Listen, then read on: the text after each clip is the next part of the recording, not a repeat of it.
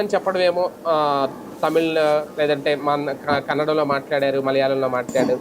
ప్రధానంగా డీఎంకేకి ఒక రకంగా ఆయన ఇచ్చిన వార్నింగ్ ఏదైతే ఉందో భాషలకు సంబంధించి, అసలు మీరెందుకు మీ సినిమాల్ని హిందీలో డబ్ చేసుకున్నారు అనే దానికి సంబంధించి ఆయన నేరుగా ఇచ్చిన వార్నింగ్గా భారతీయ జనతా పార్టీ స్టాండ్ మేము కూడా తీసుకున్నామని చెప్పి కేంద్రానికి చెప్పే సంకేతం ఏమన్నారు ఆ వేదిక మీద ఆ వ్యాఖ్యలు?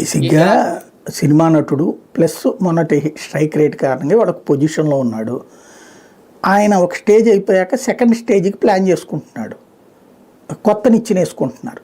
ఆ నిచ్చెన ఏంటి అంటే మోడీ దగ్గరికి ఈజీ యాక్సెస్ ఉండటం.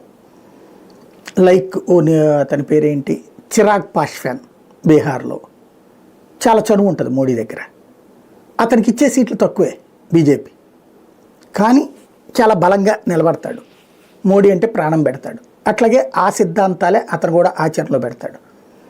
అట్లాగా ఇప్పుడు పవన్ కళ్యాణ్ తను ఈ వైపు నుంచి ఒక బలమైన లీడర్ వాళ్ళనుకుంటున్నాడు.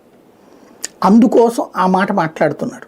ఇప్పుడు ఇంకోటి నేషనల్ మీడియా అటెన్షన్ డైవర్షన్ కోసం, ఇప్పుడు లైక్ ఆయన ఇంతకుముందు హిందుత్వ అంశాల మీద క్షమాపణ చెప్పినా, లేకపోతే కనుక కఠినంగా ఉంటామని చెప్పినా, ఇదంతా నేషనల్ మీడియా అవుట్లుక్లో తను ఒక పవర్ఫుల్ సనాతన లీడర్ కిందను ప్రొజెక్ట్ చేసుకునేటటువంటి ఉద్దేశంతో మాట్లాడినటువంటి మాట అది.